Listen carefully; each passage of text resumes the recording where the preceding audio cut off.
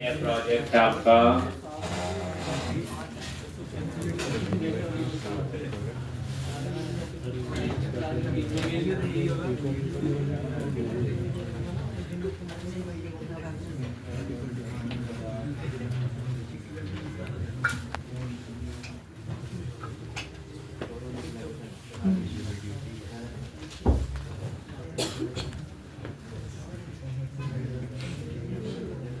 तो यहाँ पे command prompt cd server npm start, ये सर्वर स्टार्ट हो गया डाटाबेस, कोई एरर नहीं है। cd क्लाइंट npm स्टार्ट,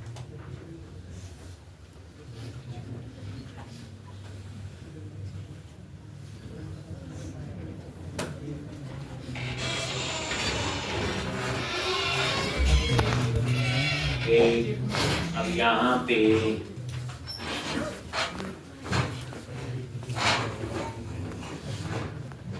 तो अब आप लोग बैकएंड पे काम कर रहे थे कल, तो यहाँ पे हम लोग बना रहे थे सर्वर, कंट्रोलर और यूनिवर्सिटी डॉट, ये बना दिए थे क्रिएट यूनिवर्सिटी, अपडेट यूनिवर्सिटी और डिलीट। अब हमने डिस्प्ले के लिए लिखना था एक्सपोर्ट कॉन्स्ट गेट यूनिवर्सिटी,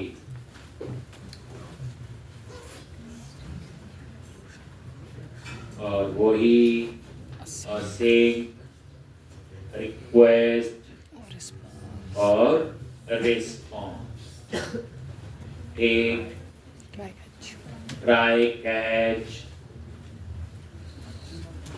ये ट्राई ब्लॉक में आगे क्या लिखते हैं यहाँ पे कॉन्स्ट वेरिएबल ले लिया, यूनिट डेटा और वेट क्या लिखना है यहाँ पे यूनिवर्सिटी मॉडल हेल्प में नहीं आ रहा है, तो क्या करो एक बार मॉडल पे गए और यूनिवर्सिटी सेव किया और अब ये एक्सेस होगा यूनिवर्सिटी मॉडल डॉट फाइंड, क्या होता है डिस्प्ले के लिए फाइंड, बस यही बताया था। उसके बाद यहाँ पे response dot status 200 dot send, यहाँ पे यहाँ चेक करने की जरूरत नहीं, खाली एरे आ जाएगा, नहीं होगा डाटा तो, और यहाँ पे fail to submit data.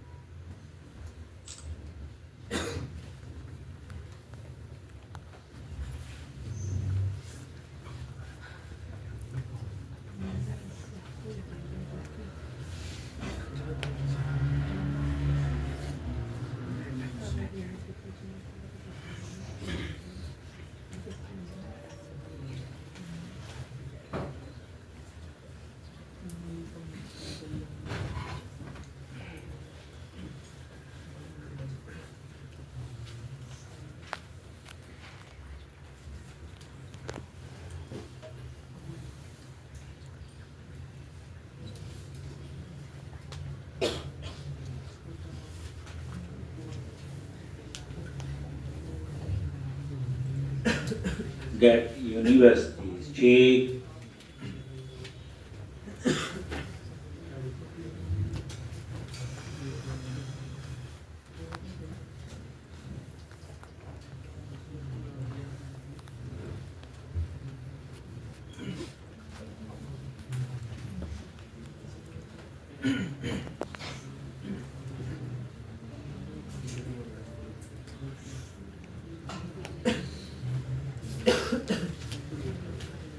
Gate universities, बस।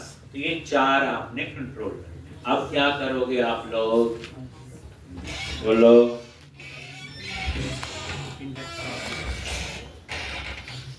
अब आपने क्या करना है, index.js, वहां हमने API बनानी।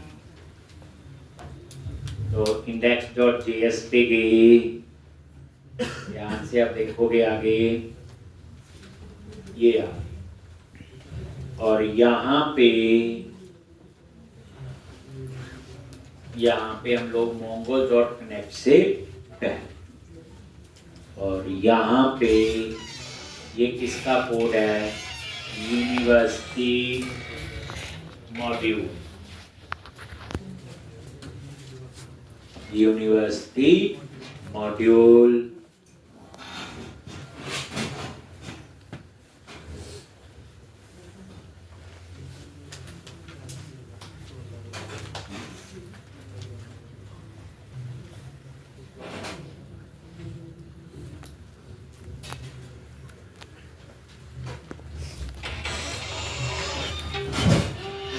तो सबसे पहले इमेज के लिए थोड़ा सा अलग होगा कि किस नाम से, देखो इमेज सेव हो, कहाँ सेव हो, ये सारी कहानी होगी। उसके लिए आपका यूज होता है मल्टर लैंग्वेज। कौन सा यूज होता है उसके लिए, मल्टर। तो उसका स्ट्रक्चर कैसा है,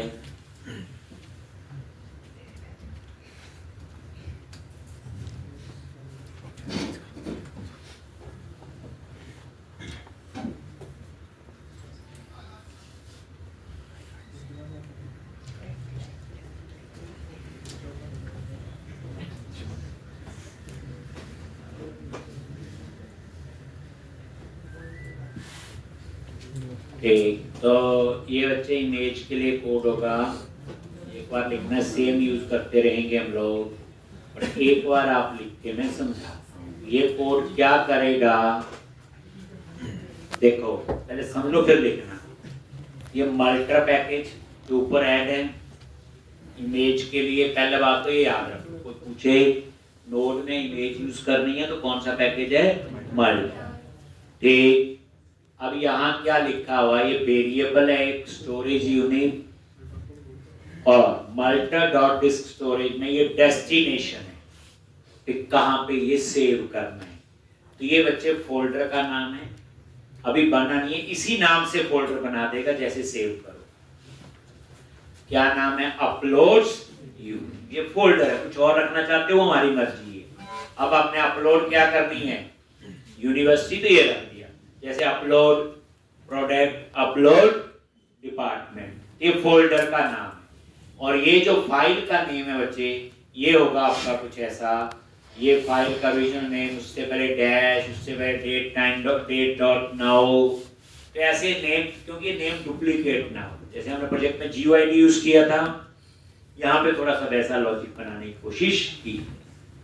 उसके बाद ये एक वेरिएबल है अपलोड यूनिट,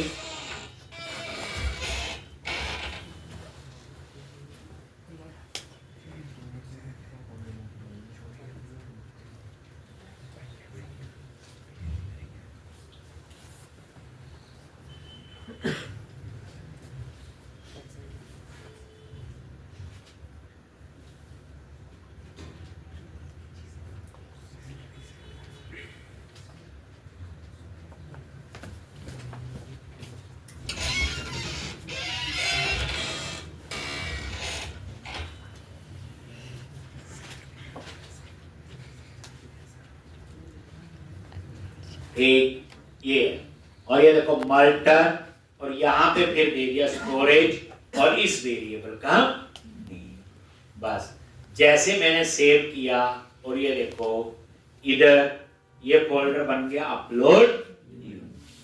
ठीक, तो ये देखो सर्वर पे गए और ये फोल्डर।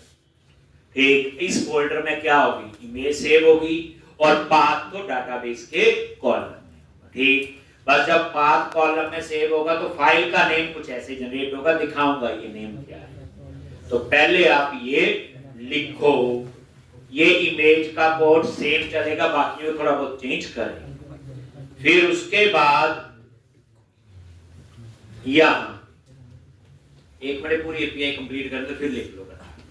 यहां पे ऐप अभी ना लिख, तो पूरा कर लो पहले पोस्ट, और यहां पे यूआरएल दे दिया क्या, यूनिवर्सिटी, ठीक। और यहां पे क्या पास करना है, देख मल्टर डॉट अपलोड यूनिट, ये जो वेरिएबल ऊपर लिया हुआ, डॉट सिंगल, और यहां पे इमेज उसका नेम है जो कॉलम, और उसके बाद यहां पे आएगा क्रिएट यूनिवर्सिटी। जैसे ये क्रिएट यूनिवर्सिटी आया तो ये पैकेज इंपोर्ट हो गया जो उसका था, तो डॉट जेएस आपने कर दिया, ठीक है जी। तो ये डॉट जेएस आपने कर दिया।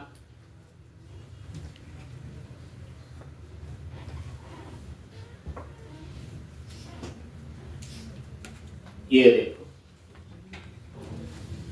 इसी तरह से ये लॉजिक चालू, ध्यान से फिर लिखना, अभी पूरा समझा देता हूं। पुट आएगा और यहां पे अपडेट यूनिवर्सिटी, और यहां पे डिलीट, और डिलीट में हमें इमेज की जरूरत नहीं है, और यहां पे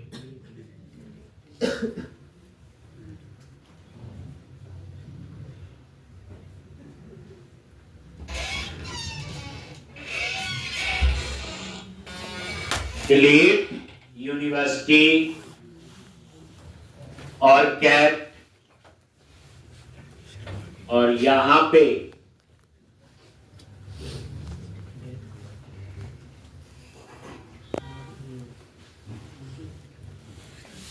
गैटी यूनिवर्सिटी, ठीक।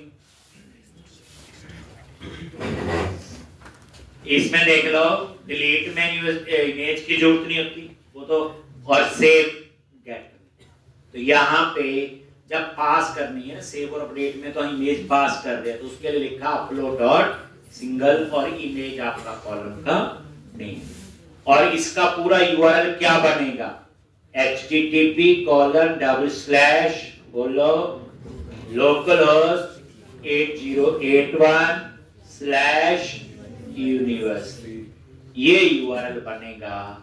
तो ये आपका पूरा मॉड्यूल यूनिवर्सिटी वाला। अब ये पूरी एपीआई आपकी तैयार है। तो ये बच्चे पहले इमेज का कोड लिखो, इसको तो एक बार तो लिखना ही पड़ेगा आपको, और ये चीजें तो आपको, नई चीज ये है बस अपलोड यूनिट डॉट सिंगल, बाकी तो आपको पता ही है क्या हमने पहले लिखा।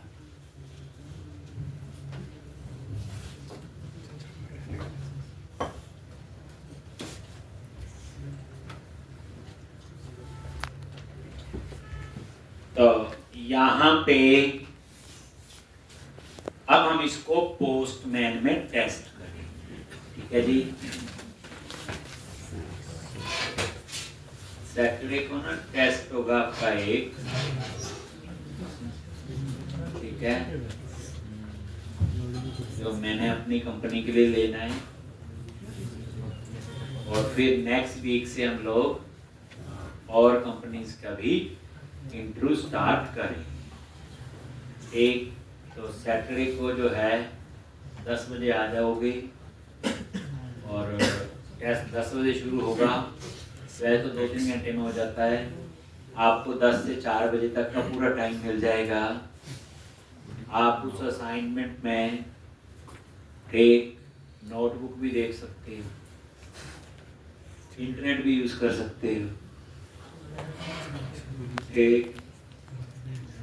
तो और हो सकता है मैं इसी में दे दूं जो पढ़ रहे हैं, कुछ भी हो सकता है ये, यही देखना होता है कि जो मैं करवाता हूँ तो कर लेते हैं, थोड़ा सा चेंज करके करते हो कि नहीं करते हो। ठीक, तो सैटरडे को 10 बजे आना है और फिर हम नेक्स्ट वीक से, तो ये जो बच्चे टेस्ट होगा ये हमारी अपनी कंपनी के लिए होगा, CS सॉफ्ट के लिए होगा, CS सॉफ्ट सॉल्यूशंस के लिए होगा आपका, एक मोहाली में कंपनी, अभी तो 8 फेस में, लेकिन एक आधे महीने में ये IT सिटी है जहाँ एयरपोर्ट के पास, वहाँ पे शिफ्ट होगा। और यहाँ पे 400-500 लोग हैं वहाँ काम कर रहे हैं। ट्राई सिटी में 400-500 वाले इनके ही 5-7 कंपनीज होंगी वैसे, कोशिश तो हम कर ही सकते हैं। बाकी उसके बाद और जो कंपनीज की रिक्वायरमेंट आएंगी, कोई छोटी होती कोई बहुत बड़ी होती है, एक फ्रेशर को कोई रख ले वही बहुत है, बाकी तो बाहर की बात है, क्योंकि IT में आजकल थोड़ा सा पढ़ते हैं, आप खबरें पता ही है। ठीक, तो जहाँ मिल जाए कर लो। जिसको लगता है कंसेप्ट क्लियर नहीं है इस बैच में, प्रोजेक्ट नहीं मैंने बनाया ढंग से, एक असाइनमेंट करने में मुझे परेशानी होती है, उनको थोड़ी इम्प्रूवमेंट की जरूरत है। ठीक, मैं तो यही कर सकता हूँ, 100 बैच मेरा बैच चल रहा है 10 बजे, उसमें प्रोजेक्ट चल रहा है। ठीक, कोई एक्स्ट्रा फीस नहीं, बच्चे लगाना चाहो लगा सकते हो, लेकिन पहले बैठ गए और फिर हम भूल जाते हैं, तो जहाँ 1-2 महीने और पढ़ लोगे इसमें क्या होगा ज़्यादा है, क्योंकि जॉब मिल भी गई बच्चे उसे रिटेन करना भी एक चैलेंज है। क्योंकि यहाँ तो जैसे मैं असाइनमेंट देता हूँ वैसे काम मिलेगा क्लाइंट का एक्चुअली। अब देखो अगर असाइनमेंट नहीं गया तो कुछ नहीं बोला किसी ने, वहाँ तो काम करना ही पड़ेगा जो क्लाइंट के लिए होता है। ठीक है जी, तो थोड़ा सा मैं बता देता हूँ हमारा क्या होता है पूरा काम एंड कंडीशन जो भी होगी। वहाँ पहले बताएं, जो बच्चा ज्वाइन करेगा 1 महीना जो है पहले उसकी बेसिक जो है वो ट्रेनिंग होती है। बेसिक में ये होता है कि how to write email, client से कैसे बात करनी, उसके बाद थोड़ा सर्वर वाली चीज़ सिखाई जाती है, फिर उसके बाद टेस्टिंग का थोड़ा बताया जाता है। एक प्रोजेक्ट में सिर्फ कोड ही थोड़ा होता, तो 1 महीने की इस तरह की ट्रेनिंग होती है। उसके बाद ही वहाँ पे ऐसे नहीं होता सीधा प्रोजेक्ट पे डाल, 5-6 महीने तो आप शैडो में सीखते रहो, असाइनमेंट करोगे दे दोगे, जैसे मैं असाइनमेंट देता हूँ वहाँ होती है। ठीक, उसके बाद किसी प्रोजेक्ट पे डालते हैं तो उसको शैडो रिसोर्स बोलते हैं हम लोग, कि उसका काम जो है वो क्लाइंट को नहीं दिखाते। ठीक, जब वो एक्सपर्ट हो जाता है तो फिर उसे मेन रिसोर्स बनाते हैं, और इसमें तो 5-7 महीने तो लग ही जाते हैं आराम से। एक जितनी जिसकी कैपेबिलिटी, कोई 4 में तैयार हो जाता है, कोई 6 में, कोई 8 में, कई साल भी लगाते हैं। तो कहने का मतलब है कि वो उस तरह से प्रोजेक्ट। एक ये छोटी कंपनी में थोड़ा सा ये चैलेंज जरूर रहता है, वो चाहते हैं कि 15 दिन बाद ही बच्चा तैयार हो, प्रोजेक्ट पे काम करे, क्लाइंट से बात करे, थोड़ा सा ये चैलेंज रहता है। यहाँ तो पहले 6-8 महीने तो आपको मज़े ही हैं, मतलब कहने का कि थोड़े से इसमें होता है कि नहीं तो प्रॉपर क्या करना होता है, कोई टेक्नोलॉजी मैंने नहीं सिखाई, जैसे मान लो मैं बोला नोड में पूरा प्रोजेक्ट है फ्रंट एंड बैक एंड, तो नोड की ही वहाँ पे आपको सिखा देंगे जितना मैंने करवाया, उसके अलावा जी क्योंकि नोड में पूरा प्रोजेक्ट बनता है। एग्जांपल दे रहा हूँ, फॉर मार्क का हो सकता है, मेन का जिस भी में डालेंगे, ASP.NET कोड का भी हो सकता है, ठीक किसी का भी हो सकता है, API PHP बनानी पड़ सकती हैं, तो कुछ भी काम हो सकता है। एक मतलब होगा तो पढ़ा ही, लेकिन वहाँ पे तो एक किसी प्रोजेक्ट पे डालेंगे जैसी रिक्वायरमेंट होगी। अगर एक प्रोजेक्ट है मान का है तो यही यूज होगा जो आप लोग पढ़ रहे हो। एक प्रोजेक्ट मीन का है तो एंगुलर आ जाएगा, बाकी सेम। एक तो इस तरह से ये पूरा सिस्टम रहता है। तो जो टेस्ट को क्लियर करेंगे, कल टेस्ट होगा, टेस्ट तो वैसे 3 घंटे में हो जाता है, ठीक। तो हमारे यहाँ पहले आपको स्टाइफंड ऑफर होता है बच्चे। स्टाइफंड जो है ठीक, किसी का 9,000 होगा, किसी का 10 होगा, 11 भी हो सकता है, 12 भी हो सकता है। वो टेस्ट पे वेरी करता है। मान लो किसी ने टेस्ट 2 घंटे में कर दिया तो उसका तो अच्छा होगा, 3 में करोगे तो उससे अच्छे थोड़ा कम होगा। ठीक, शाम को 4 बजे करके जाएंगे तो उसका थोड़ा सा और वैसा होगा। मतलब डिपेंड करता है आप टेस्ट किस तरह से करते हैं। ठीक, मतलब स्टाइपेंड अमाउंट जो है 9 भी हो सकता है, 10 भी हो सकता है। 10 तक तो काफ़ी बच्चे जाते हैं। ठीक, 11-12 वाले कम मिलते हैं, आपके बैच में मिलते हैं तो मैं ज़रूर देखना चाहता हूँ। 1-2 का मुझे है कि वो इसमें है।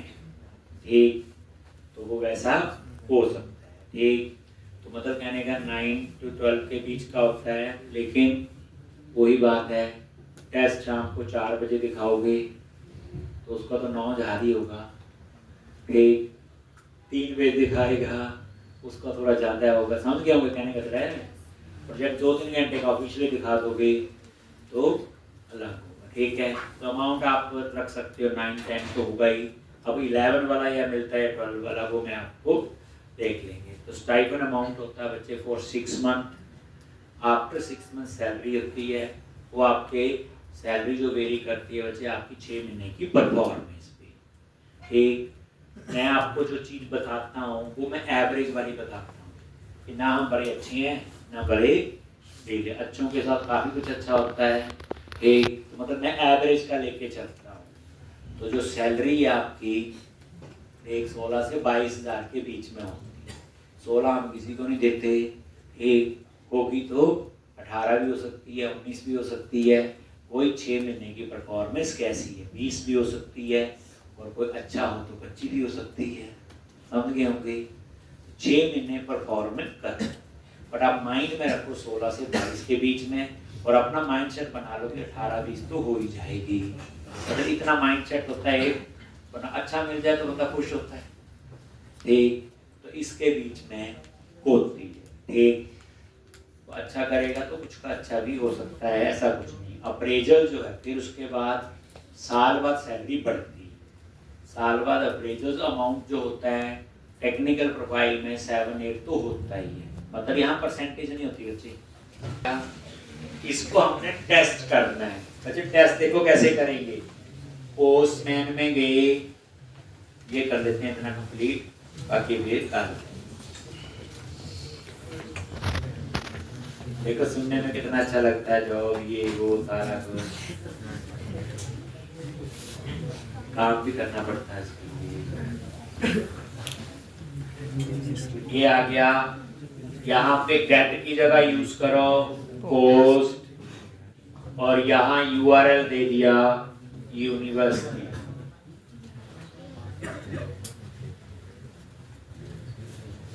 वही है पोस्ट।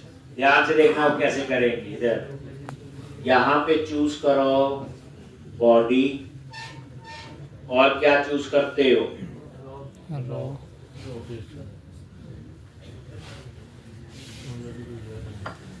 इमेज के केस में रॉ नहीं यूज करना। रॉ तब यूज करना है विदाउट इमेज, जैसे हम पहले कर। इसमें यूज करो फॉर्म डेटा। याद रखना क्या यूज करोगे, फॉर्म डेटा। कब यूज करना है फॉर्म डेटा, इमेज। अब यहाँ पे ये देखो, यहाँ form data name, that is university name. मैंने बोला जी पंजाब यूनिवर्सिटी दे दिया।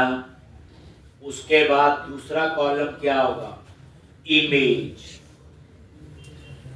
अब इमेज के लिए फाइल अपलोड होता है, तो हम तो पोस्टमैन में टेस्ट कर रहे हैं, तो इसके लिए क्या करना, आपने इधर ऑप्शन आ जाती है बच्चे, ये आ गया।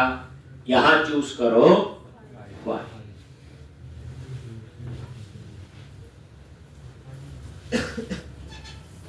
यहां पे चूज कर लिया फाइल, और यहां पे चूज करो सिलेक्ट फाइल।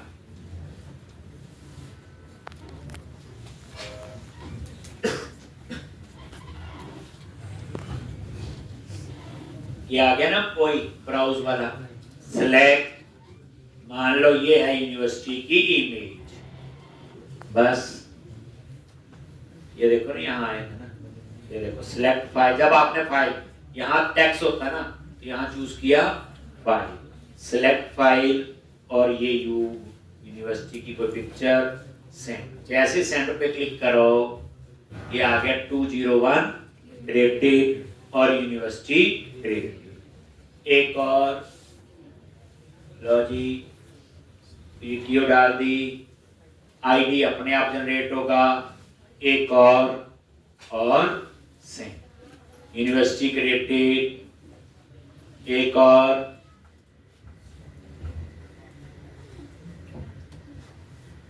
बाहर के लिए लो सेंड, तो ये यूनिवर्सिटी, ठीक है जी, मतलब सेव हो गया। तो गेट से हम देख लेते हैं सेव हुआ कि नहीं, तो पोस्ट की जगह क्या यूज करोगे, गेट यूआरएल आ रहा है, सेंड पे क्लिक कर, ये लो, ये देखो यूनिक डेटा आ गया, ये इसका आईडी आ रहा है पंजाब यूनिवर्सिटी, और इमेज का नाम देख लो जी,